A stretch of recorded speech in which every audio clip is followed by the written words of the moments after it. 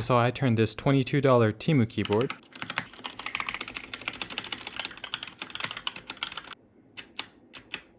into this nice sounding keyboard. First thing we have to do is remove all the keycaps and switches. The funny thing about this is that they're red switches and they're really hard to remove because of how cheap the keyboard was, but it wasn't all that bad once you take them all out. Next thing I did was remove all the screws from this so I could remove the plate and the PCB, and I started putting painter's tape on top of the PCB. This makes it a more poppy feeling. I can't really explain it, but if you search up like tape mod, you'll see in a bunch of keyboard videos and you could definitely see a big difference. Next part, I cut up some foam. I had some PE foam that I wanted to put inside, but it was too big because the keyboard was too thin, so I ended up using this foam that I got from the keyboard case and then screwing all the things back inside. Although all these quote-unquote mods are really subjective, it does improve the dampening of the board and it does sound better in my opinion.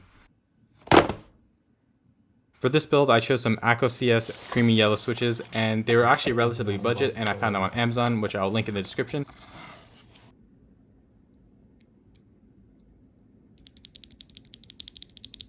Let me test this. Right here, I'm just showing how to take apart the switches. Usually you use a switch puller, which is really easy to open them, but for some reason it didn't work for me, so I just used my hand. You could just use your nail and just pop that side out, this side out, and the entire thing comes apart.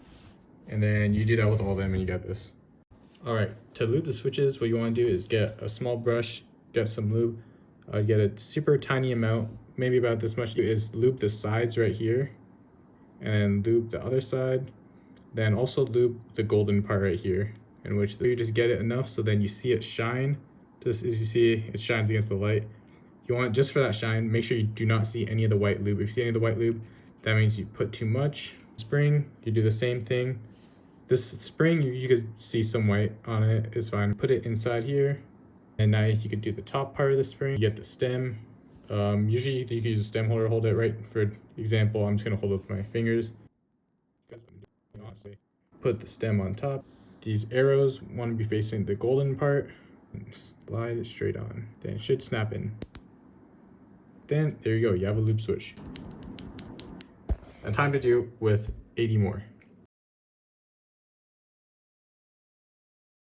This part right here is just lubing the stabilizers. It just makes it less rattly, and I don't really have that good of a video, so here's what I did. And I did it for the spacebar, the tab, and enter, and so on. And once you're done, just line up all those switches back on the keyboard and give a nice head pat.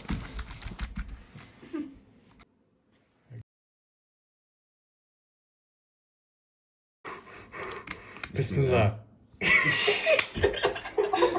It said, I'm gonna go lower. You got the stance. The stance board. So the problem here was the spacebar was going completely bottomed out and it wouldn't go back up. The problem ended up being that the stabilizers were over lubed, so I ended up having to remove some lube with a Q-tip, and then it was all good afterwards. And as to be expected, this is a $22 keyboard, so there's not going to be perfect, so we had a lot of switches that wouldn't work, so we would have to replace them with other switches and keep going back and forth until they started working after lots of testing. Okay, 1, 2, 3, 4. 1, 2, 3, 4. 1, 2, 3, 4.